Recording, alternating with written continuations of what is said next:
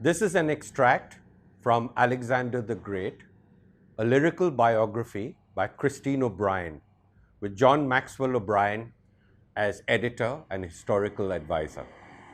It will be published by Market Books on July 20th, 2022, on Alexander's 2377th birthday. 20 days into July, 356 BC, a boy of royal blood was birthed unto history. His father's name was Philip, reigning king of Macedon. His mother was Olympias, and he her only son. The seers prophesied this child to be a great commander. Superlatives were always used describing Alexander. Less than average height he stood, one brown eye and the other blue.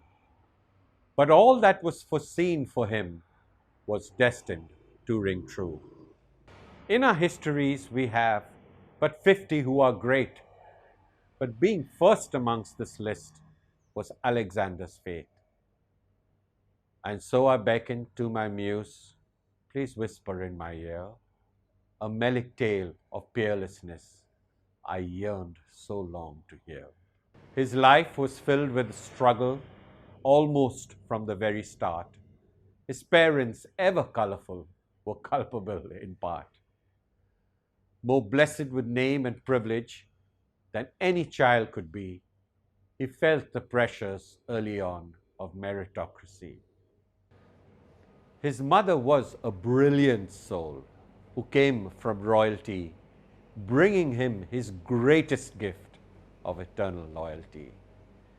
Tough as any man walking on this earth, Olympias was his sentinel from the moment of his birth.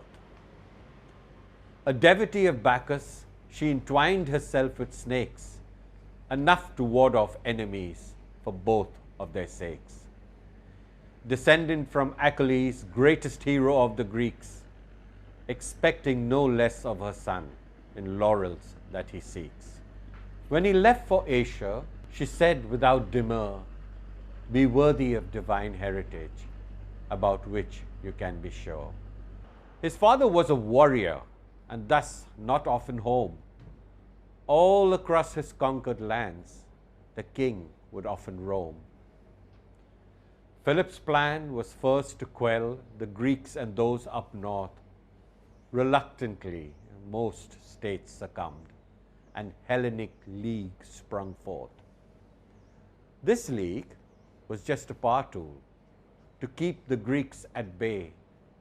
With everything at home secured, he'd need no longer stay. For Philip had a glorious dream to conquer Asia Minor. Greece was a sweet victory, but Asia even finer. Little Alexander knew the victories of his dad, but Philip's countless triumphs rarely made him glad. If all Alexander wanted was the power without merit, all he'd have to do is wait, and soon he would inherit. But this was just the problem in Alexander's eyes. To him, a soul without a dream inevitably dies.